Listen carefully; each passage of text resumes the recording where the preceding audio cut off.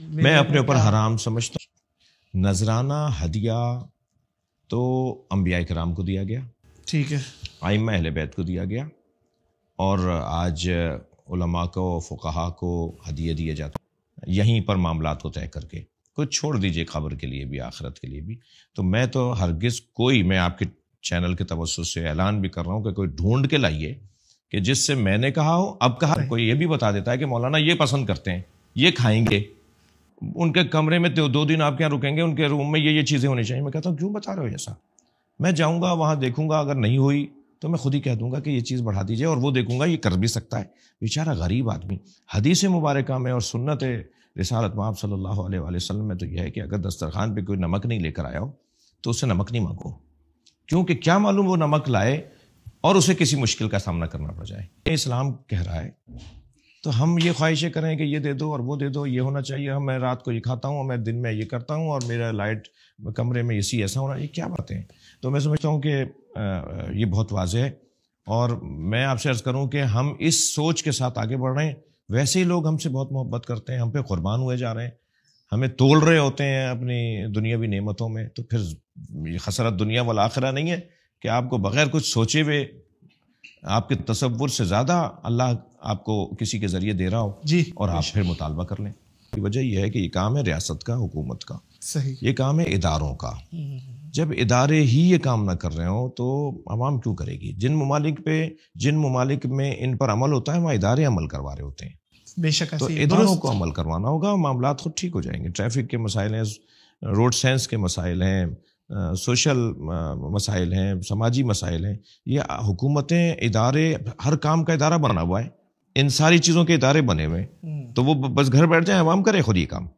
ان کو کروانا ہے نا. قانون نافذ کرنے والے اداروں کو کیوں بنایا گیا ہے؟ تو وہ اگر کچھ لے دے کے قانون کی خلاف ورزی کرواتے ہوں, جو میں امید کرتا ہوں کہ بہتری آئے گی. یہ تھا کہ ہم گئے ہوئے تھے, یورپ گئے ہوئے تھے, تو گفتگو رہی. اچھا, آپ کو یہ بات تو واضح ہے کہ برابر کی تعداد اہل سنت کی ہمیں سننے آ رہی تھی مجالس میں. اچھا, جی ہاں. تو وہاں کے جو وہاں کے مسائل کو دیکھنے والے لوگ ہیں, انہوں نے ایک ذکر کیا کہ یہاں مسلمانوں کے قبرستان کی زمین کا بڑا ایشو ہے. یعنی مسلمان کہاں دفنائے اپنے ملک میں؟ یورپ میں, یونان میں, اٹلی میں, فرانس میں, یورپ کے اکثر علاقوں میں. یہ بڑا اہم جی پرابلم ہے. جی, وہاں بالکل ایسا ہی ہے. وہ کہاں دفنائے؟ صحیح. تو اچھا, میت اتنی مہنگی اپنے وطن لانے میں ایک قیامت ہے کہ معلوم ہے 1 مہینہ لگ گیا میت پہنچانے میں. جی, اور اذیت علیحدہ, میت کی بے حرمتی علیحدہ, پھر خرچہ علیحدہ. تو یہ وہیں جب شفٹ ہو گئے, پوری فیملی وہیں رہتی ہے, تو یہ چاہتے ہیں اپنے عزیز کو وہیں دفنائیں. تو قبرستانوں کی زمین نہیں. اچھا بھائی, کون دیتا ہے, یہ کیسے ہوگا مسئلہ حل؟ تو انہوں نے کہا آپ کروا سکتے ہیں. میں نے کہا بھائی میں کیسے کروا سکتا ہوں؟ کہا یہ مذہبی مسئلہ ہے, اور یہ پاپا اعظم یا جو مسیحیوں کی جو مذہبی پیشوا اور سربراہی ہے ان کے ہاتھ میں یہ ایک کام یہ بھی ہے ان کے ہاتھ میں. اور تو میں نے کہا جی آپ اس رابطہ کیجئے. تو خیر کچھ دن انہوں نے لگائے ہم پر تحقیق کرنے میں کہ وہ مل کس سے رہے. انہیں تو یہ نہیں بتایا تھا ہم نے کہ ہم قبرستان مانگنے آ رہے ہیں آپ سے.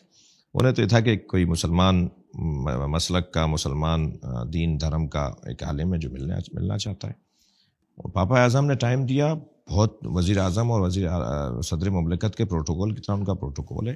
اچھا, جی ہاں, جی آرتھوڈاکس کے, آپ کو پتا ہے کہ کیتھولک, آرتھوڈاکس, اسی طرح ایک اور کوئی فرقہ ہے. یہ 3 فرقے ہیں مسیحیوں میں, اور ان تینوں کے سربراہ علیحدہ ہیں. جیسے ہمارے ہاں بریلویوں کا مفتی اعظم علیحدہ, اور شیعوں کا مرجع تقلید علیحدہ, اور دیوبندیوں کا مفتی اعظم علیحدہ.